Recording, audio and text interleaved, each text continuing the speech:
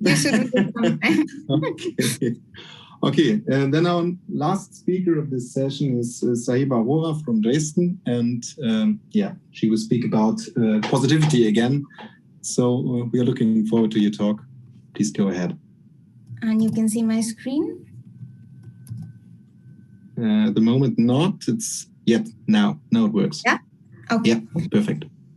Okay, thank you, Sasha. And I would like to first of all thank all the organizers for organizing such a great conference and for giving me the opportunity to give a talk. And I'm going to be talking about local eventual positivity of operator semigroups. So let me jump right into it. So we consider an abstract Cauchy problem, u dot t is equal to aut, where a is a suitable operator on a Banach space, and u0 is the initial datum is u naught. If A generates a C0 semigroup and U naught is positive, so we have some underlying order structure on the suitable order structure on the Banach space.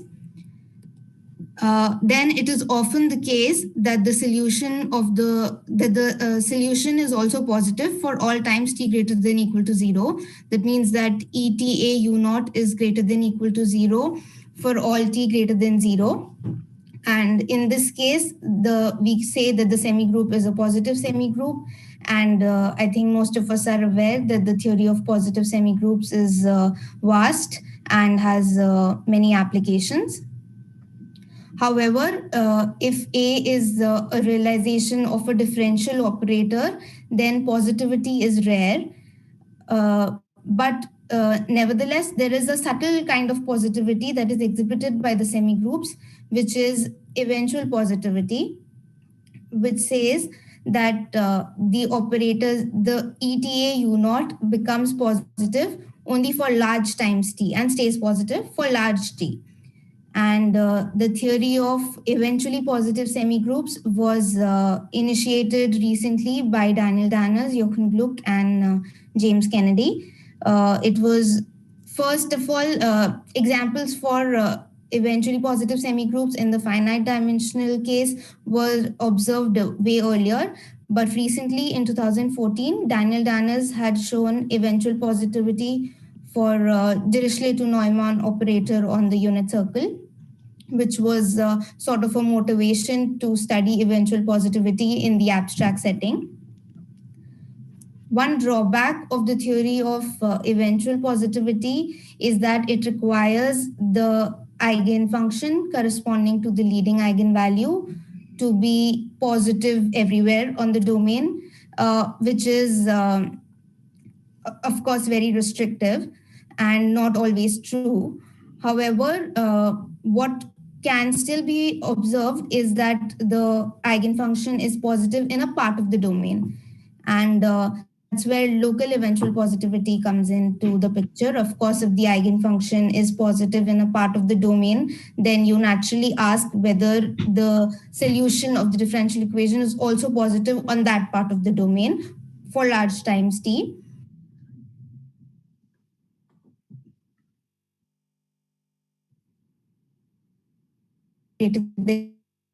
Locally, so in some part of the domain for large time t's. For this, we only have some examples as of yet. And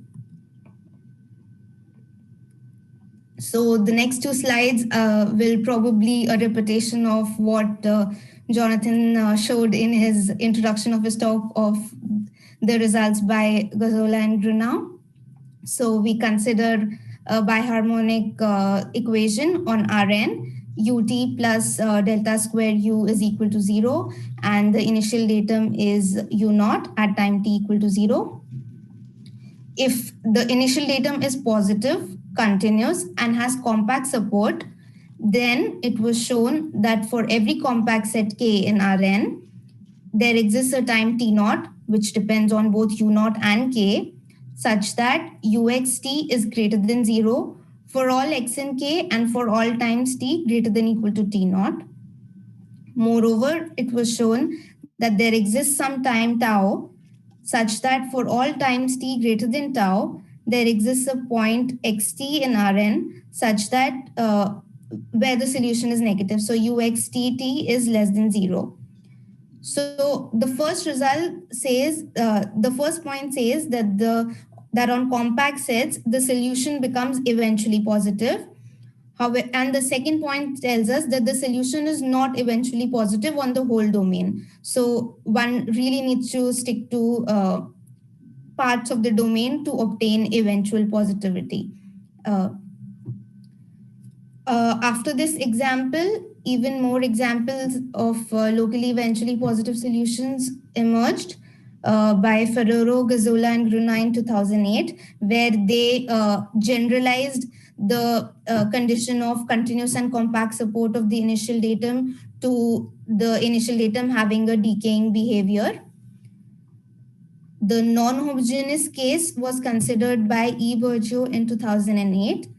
And very recently, in 2019, Ferreira and Ferreira considered locally eventually positive solutions for fractional polyharmonic equations. So the presence of these examples motivated the theory for, motivated the need to study locally eventually positive semigroups in an abstract setting. And that's what I'm going to introduce to you today. So first of all, I'll introduce the setting and basically define what is local eventual positivity in an abstract, given abstract definition. Then I will give some sufficient conditions to obtain local eventual positivity, which I will then show how they are applied to concrete differential operators. And finally, I will give some consequences, spectral and convergence consequences of local eventual positivity. So let us look at the setting, but before that, so I would like to mention that even though all the results I state here are true on general Banach lattices, but I'm going to stick to LP spaces throughout the talk to keep everything simple for understanding. And so let me just jump into some technical notations. So if f is a function in some LP space, then we write f greater than 0 if f is both positive and not identically 0. And if u is another positive function in LP space, then we write that f is strongly positive with respect to u if and only if there exists some constant c such that f is greater than equal to c times u almost everywhere. Lastly, if T is a bounded operator from some LQ space to an LP space, then we write T is strongly positive with respect to U.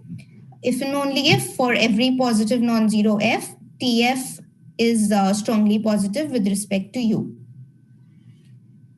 So these are the three notations which I'm going to use throughout. Now let me jump right into the assumptions. So first of all, we have three LP spaces, E1, E2, and E3. Then we have two operators T from E1 to E2 and S is an operator from E2 to E3. Both of them are positive and bounded. Moreover, U is an element in E2 such that S of U, which is in E3, is a positive element. And with these assumptions, we define local eventual positivity. So if ETA is a C0 semigroup on the second space, then we define individual local eventual positivity to be if for each positive non-zero F, there exists some time T1 greater than equal to 0, such that SETA-TF is strongly positive with respect to SU for all times T greater than equal to T1. And we define uniform local eventual positivity if basically the time T1 is independent of F. So there exists some time T1 greater than equal to 0 such that the operators SETA-T are strongly positive with respect to SU for all times T greater than equal to T1. Okay, so one natural question is here that why is this the natural generalization of local eventual positivity, and what I was talking about, that the solutions become positive in a part of the domain after some time t. So for that, just imagine that all these three spaces are the same, and S is, say, the identity operator, and T is multiplication operator with respect to indicate a function of any measurable set.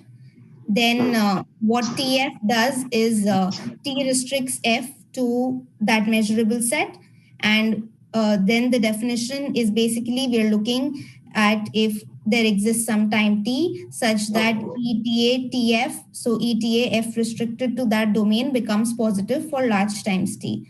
So this is the abstract version of local eventual positivity. And we are making it even more general by considering another operator S and asking if we start in some part of the domain, apply the semi-group, and end up somewhere else, if there the solution is eventually positive. And as it is known from the theory of eventually positive semi-groups, that one really needs to differentiate between the initial individual case and the uniform case. So since they are not equivalent. Now that we have the definitions and the setting, we now look at some sufficient conditions. So before I state the theorem, I would like to recall that the spectral bound of the operator A is defined to be supremum of all the real parts of the spectral values.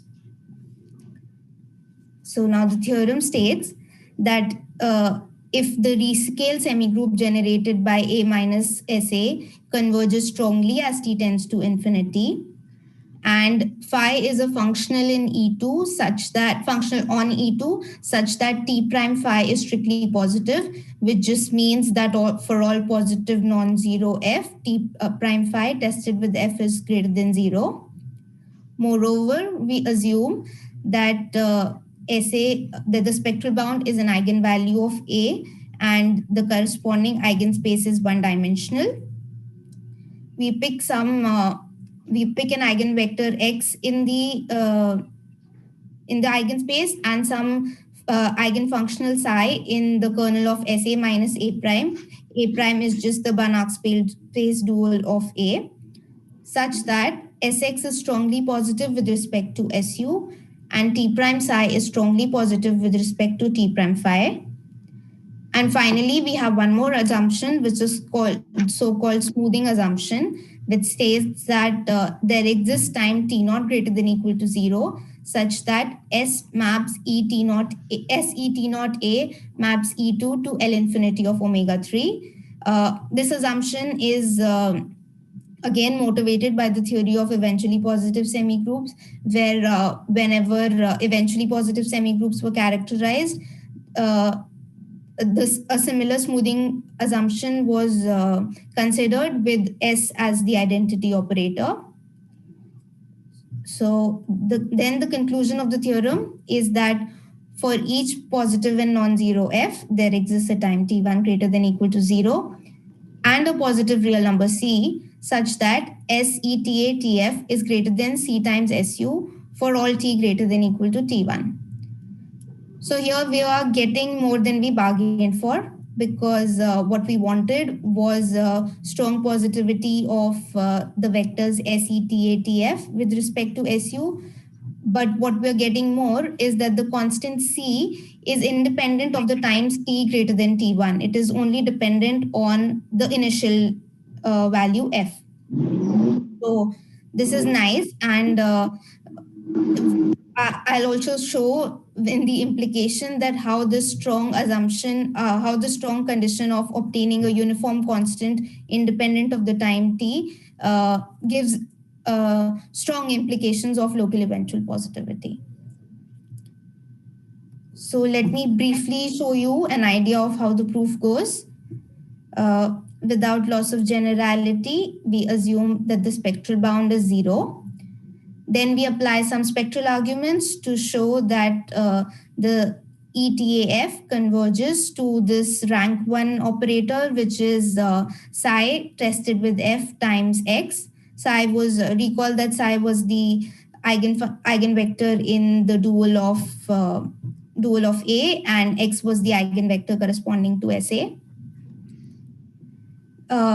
Then if we have this gauge norm, which is the infimum of all lambda greater than 0, such that mod G is less than equal to lambda times SU, then with the aid of smoothing assumption and the closed graph theorem, one can show that the convergence of SETATF minus T prime psi F Sx in this norm to 0 for all F in the first space. Next, recall that we had assumed that Xx is strongly positive with respect to SU and T prime psi is strongly positive with respect to T prime phi. Due to this, we get two constants C1 and C2 such that Sx is greater than equal to C1 times Su and T prime psi is greater than equal to T prime psi is greater than equal to C2 times T prime phi. After this, we just fix some constant C prime strictly less than C1, C2 times T prime phi tested with F for some positive non-zero F.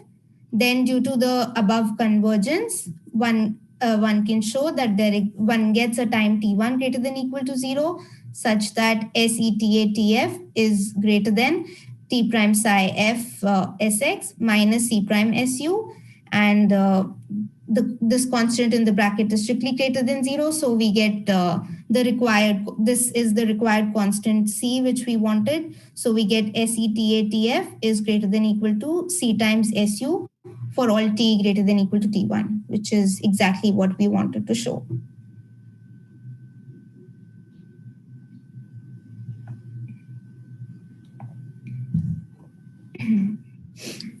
So this was about the individual local eventual positivity.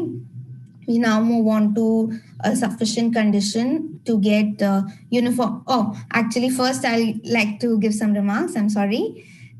So the first remark is that if the semigroup is eventually differentiable, then the smoothing assumption can actually be weakened to there exists some natural number n such that S maps domain of some of a to the power of n into L infinity omega 3.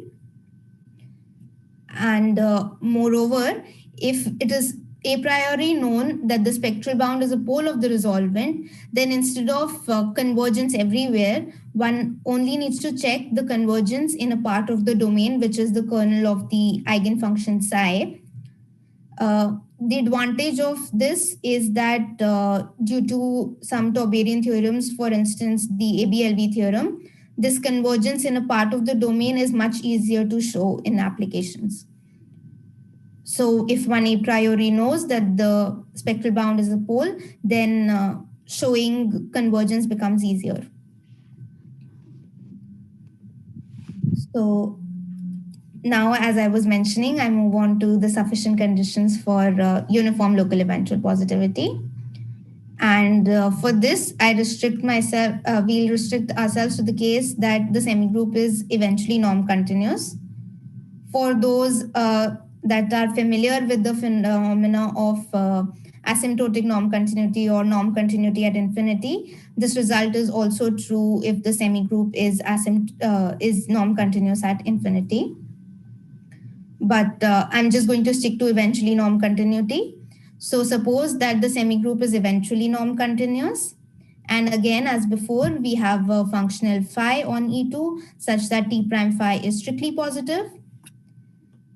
Next, we assume that the spectral bound is a simple pole of the resolvent and the peripheral spectrum, which is the spectrum intersected with all the spectral values whose real part is equal to the spectral bound, consists only of the spectral bound. Next, we have the same assumption as before. Since the spectral bound is a simple pole, then we automatically get that the spectral bound is, that the eigenspace of the spectral bound is one-dimensional. And so we just have X generates the eigenspace and psi is some eigenfunctional in the kernel of SA minus A prime, such that Sx is strongly positive with respect to Su, and T prime psi is strongly positive with respect to T prime phi as before. Lastly, we have the smoothing assumption. The first one is same as before, that there exists a time t1 greater than equal to 0, such that SET1A maps E2 into L infinity of omega 3. And we have one more smoothing assumption, which is that T prime ET2 A prime maps E2 prime to L infinity of omega 1.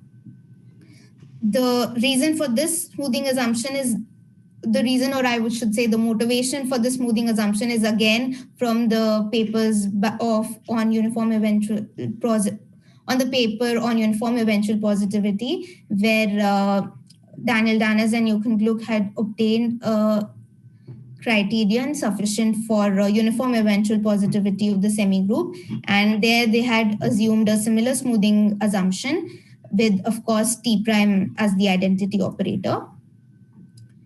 So once we have these assumptions, then the conclusion of the theorem is as expected, that there exists a time t0 greater than equal to 0, such that the operators SETAT is strongly positive with respect to SU for all times t greater than equal to t0. Now, I've not mentioned it here, but even here, the constant C we'll get will depend on the function, the initial values f, but they will again be independent of these times t greater than equal to t0. So even here, in the conclusion, we get sort of a uniform constant. So now we've seen two conditions sufficient to obtain local eventual positivity. And now I'm going to move on to some applications and see how see where these results can be applied. As Jonathan had mentioned in his talk, due to the assumptions we have here, we need to restrict ourselves to bounded domains. The results are not applicable on unbounded domains. So in the first example, we look at the Dirichlet bilaplacian on a bounded domain of Rn with C infinity boundary. And we let E2 to be some LP space for some P between 1 and infinity. Consider the Dirichlet bilaplacian given by the domain is W4P omega intersection W02P omega, and APF is minus delta square of F.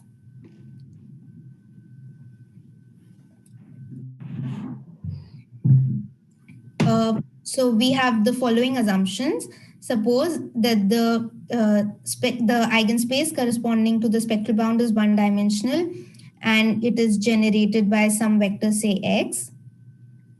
We take V to be some connected component of the set where x is non-zero. And since it is a connected component, so x will have fixed sign there, and replacing x with minus x if necessary, then we can assume that x is greater than 0 on V. Finally, we take some compact set K of V and define SF to be multiplication with respect to indicator function of K. So S restricts F to the compact set K. And with the domain, if you pick any function f in LP and restrict it to K, then from this set, you define an operator T to be just the extension by 0 operator. Then it was already known that AP generates an analytic semigroup on A2, and AP prime is just AQ, where Q is the conjugate of P. Using Sobolev embedding theorems, one can show that SETAP, this should not be F, it should be E2. SETAP maps E2 to L infinity omega. Moreover, the rescale semigroup generated by A minus the spectral bound is bounded, and therefore the spectral bound is a simple pole of the resolvent. Of course, since S applied to the constant function 1 is just the indicator function of K, and X was strictly greater than 0 on K. Therefore, Sx is strongly positive with respect to the indicator function of K. Hence, one can apply the theorem since AP prime is equal to AQ, so all the assumptions required for the dual are satisfied as well, and therefore one can obtain uniform eventual positivity, local eventual positivity, that there exists a time t0 greater than 0 such that S ETA AP T is strongly positive with respect to the indicator function of K for all times t greater than equal to t0. I would like to mention here that we had only considered bounded domains with C infinity boundary. But if one considers the unit ball or domain sufficiently close to a unit ball, then the semigroup is actually eventually positive, which was shown by Daniel Darners, Jochen Gluck, and James Kennedy. This is due to a result. This was with the help of a result by Gazzola and Gruna in spheres, where they showed that if the domain is sufficiently close to a unit ball, then the eigenvector is actually positive on the whole domain, which is something we do not have if we consider a general bounded domain.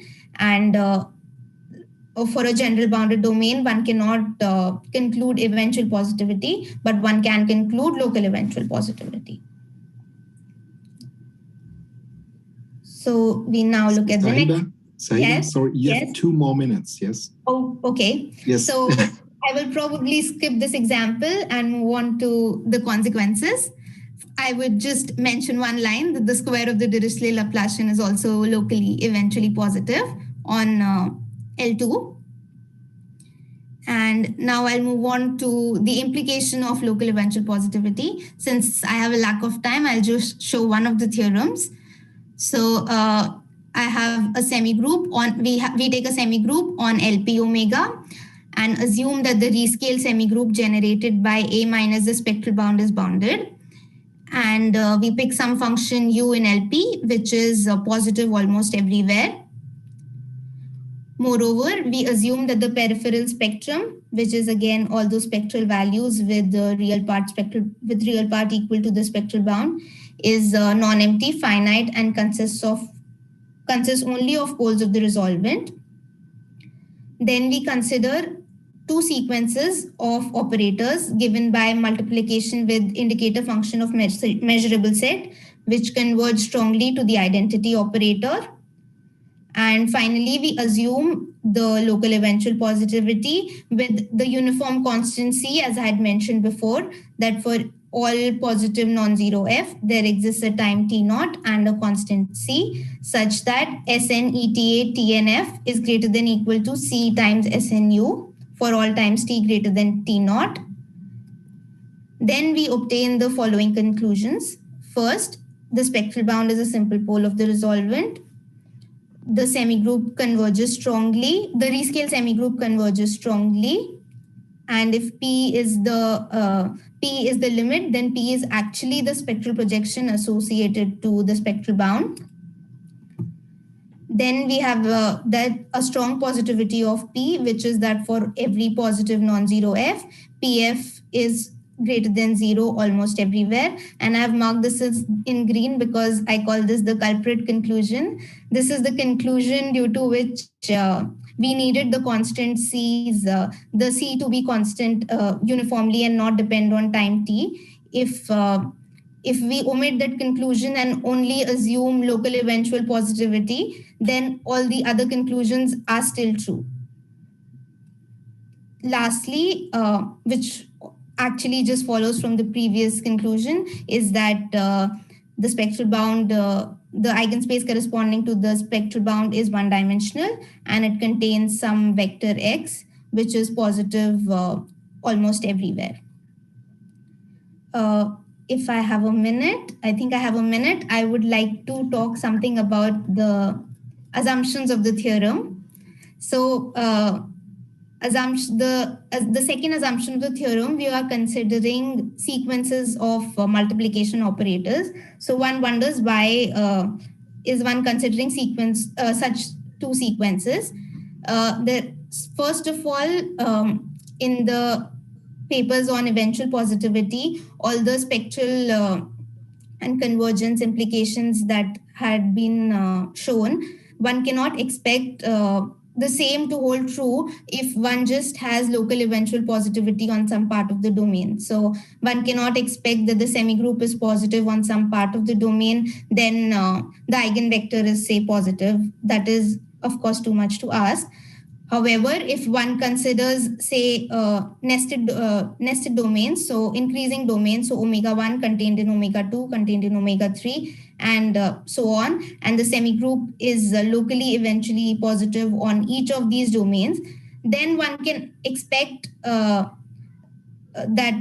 there are some nice spectral or convergence implications of this local eventual positivity. And this increasing domains, so these omega n's are increasing to the domain omega, is in the abstract setting, it is just considering two sequences of multiplication operators converging strongly to the identity operator. So if Sn and Tn are indicator function with respect to omega n, then omega n increasing to omega is equivalent to Sn increasing to the identity operator. So this is the motivation behind considering such sequences. And I guess I have no more time. Yes. Okay. Okay. Then thanks a lot for your talk, Sahiba. I think we have still a short time for some questions. Are there any questions, remarks, comments?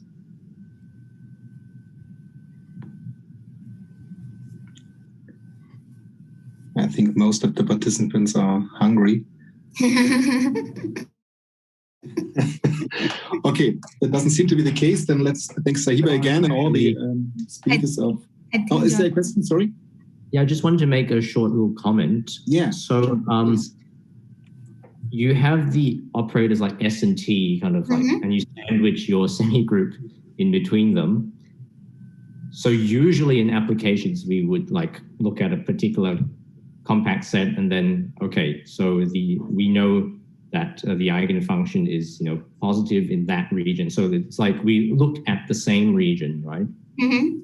But could the theory be used also to kind of track what happens in a different part of the domain? Because what I have in mind is like figuring out where the solution is negative, for example, because that seems to be a very delicate question for these fourth order PDEs. So what do you mean by in some other part of the domain? So it's like you have your T, I think you wrote T first, right? And then you evolve the semigroup, right? But then your S, you could perhaps choose a different part of the domain. Definitely. Right, okay. Yeah, that's why we consider three different spaces. So they need not be equal. Okay. So one can actually go to another domain with the help of S. Okay. All right, thanks. Okay, further questions? Okay, then another try. Let's thank Sahiba again and all the speakers of the session. And yeah, enjoy your lunch or whatever you want.